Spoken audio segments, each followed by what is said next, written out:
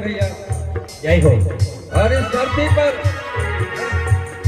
सौभाग्य सबको नहीं मिलता है।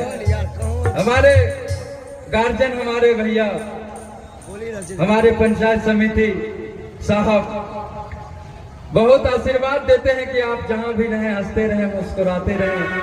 जय हो। और भैया का बहुत दुलार है और हम भी सोचे कि अपना गांव तो हम छोड़ेंगे नहीं कभी। भैया हो, एक बार भैया जोरदार ताली बजा दीजिए तो। जोरदार ताली। बोले सच्चे दरबार की। जियो मेरे से। हो